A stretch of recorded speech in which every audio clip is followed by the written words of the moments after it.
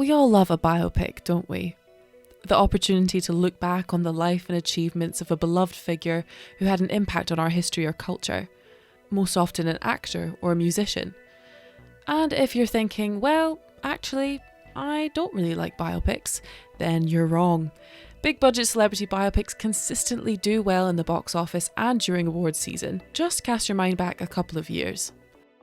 Within 12 months, we saw 3 hugely successful films telling the stories of 3 larger-than-life personalities. First, it was Bohemian Rhapsody, then Rocket Man, and then Judy.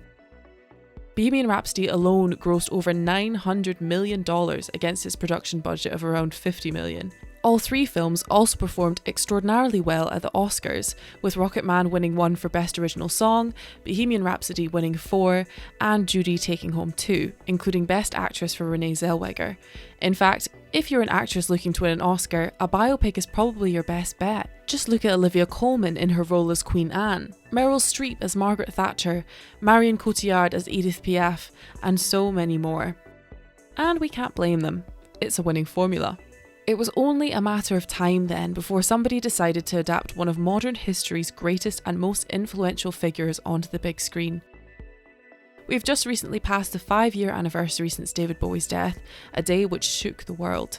People from all over were crushed by the loss, crediting David Bowie with defining the spirit of an age.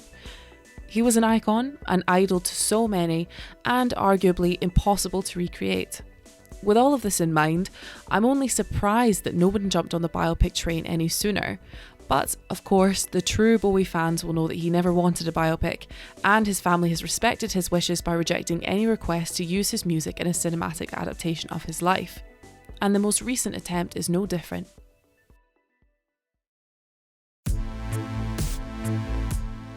Directed by Gabriel Range and starring Johnny Flynn, Stardust follows Bowie during his 1971 tour of the US, in the days before his world renown, before the birth of Ziggy Stardust. Where this biopic differs from those of Freddie Mercury and Elton John is its underwhelming soundtrack. A unique artist, say, who could fill the gap between Elvis and Dylan.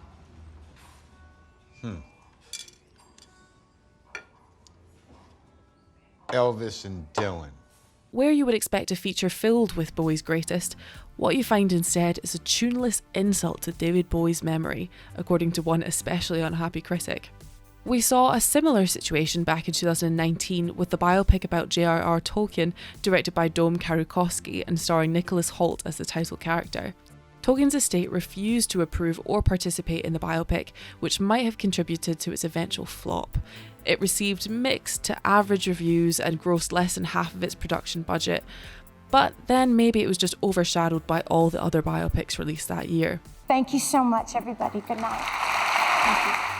Even though the lack of recognition from Tolkien's estate probably played a role in the film's negative reception, director Dom Karukowski insisted that not having the involvement of the estate allowed him to make the film he wanted to make, according to his own rules, without having Tolkien's family looking over his shoulder.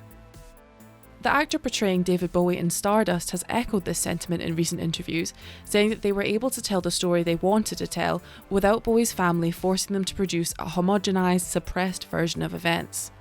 With all due respect to the Bowie estate and family, like, we just wanted to be able to tell the story that we wanted to tell, and all too often we've seen with musician biopics and other biopics recently that eventually things just become, I think, a bit bland and safe because of the estate trying to kind of protect the legacy of the subject. While Johnny Flynn makes a compelling argument, and you can understand how not having Bowie's relatives breathing down his neck might have made his job much easier as an actor, I still find it hard to fathom how a film about David Bowie, someone considered one of the greatest songwriters and performers in history, could just not have any of his music. Without his catalogue, we're left with this actor who, even if he were the greatest actor on the planet, is still tasked with the impossible, recreating this iconic character on screen. In the case of Rami Malek playing Freddie Mercury or Taron Egerton playing Elton John, people weren't flocking to cinemas just to see their performances. In my opinion, people were going for the music and the energy created by the music.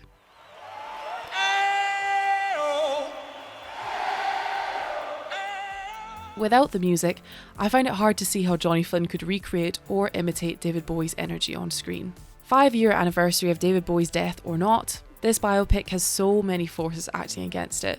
There might have been some glimmer of hope if it were allowed a proper UK theatrical release, but after coming out in the middle of another nationwide lockdown, its prospects aren't looking good. Without music providing the backbone of the film, as it did for Bohemian Rhapsody and Rocket Man, it's difficult to imagine even the most casual Bowie fan paying a few pounds to watch Stardust online. So far, the film has been met with generally unfavourable reviews, and it looks to be moving in the same direction as 2019's Tolkien. Perhaps in future we should listen to the wishes of celebrities and their families who specifically did not want a biopic made. Truth be told, if you're looking for some David Bowie magic on screen, you'll be better off sticking to the films he made himself. 100% approved.